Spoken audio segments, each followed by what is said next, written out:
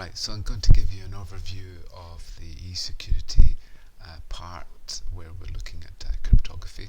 So this covers week 3 to week 5. So it's 3 weeks and the module involved is CSN 417 or CSN 11102.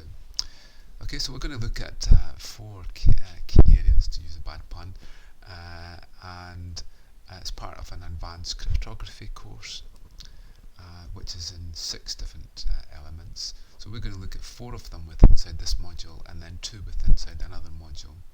So the focus for week 3 to week 5 is around ciphers and fundamentals, public key, private key, key exchange. It's really the core of what we're going to look at. Hashing and signing, and then we'll look at the difficult area of digital certificates and authentication.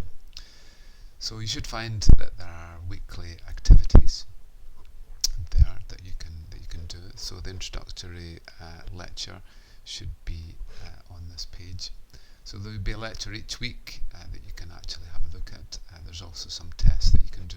For the first week, the tests are mainly done online, so there isn't too much lab type work to be done. But the slides should be there in the notes and so on, and there's a lab that you can complete. Then for the other labs, especially around the public and private key encryption and hashing, we'll be using OpenSSL typically, and some other things. So you should find that if you go to your the vSphere infrastructure, and if you look in your VMs and templates, find the module that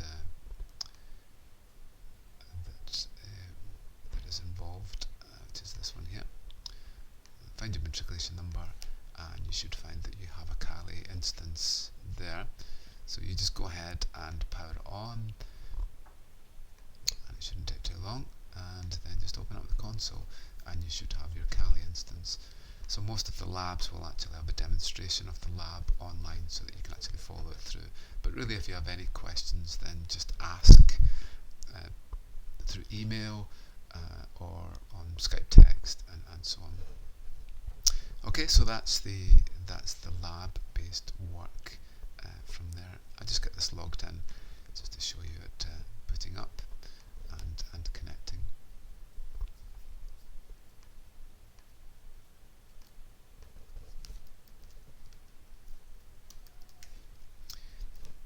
Okay, so that's us connected there.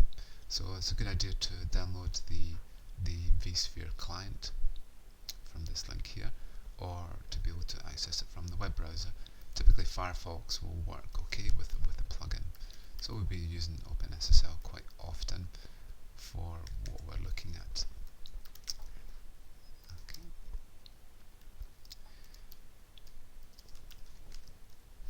Okay, so that's part of what we're going to look at.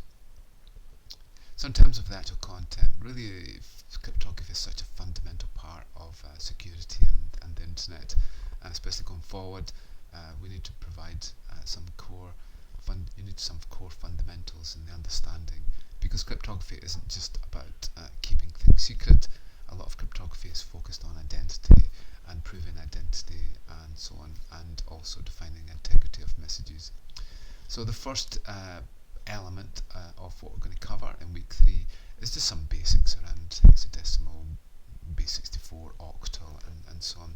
Then we'll look at some core principles around prime numbers, greatest common denominator, some large numbers which are involved in cryptography, and then number generators. And especially we're going to look at key sizes and how the key size can relate to the security of the messages involved.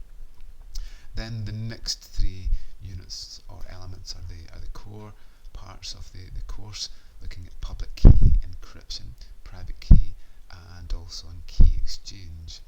So we'll have a look at that. So that's our OpenSSL part from there. But it's very important that we really understand how public and private key are used and how key exchange actually happens.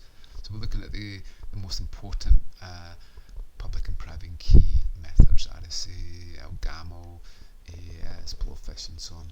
Then we're going to look at hashing methods, especially around MD5 and SHA-1, and then the important areas of salting and collisions, and then on to things like one-time passwords and hash passwords, and so on.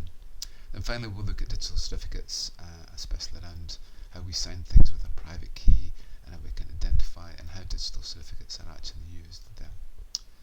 Okay, so those are the four main elements there, but there'll be another two that will come along later in another module that you can cover. Okay, so any questions that you have, really just contact us, and you should see the material appearing here.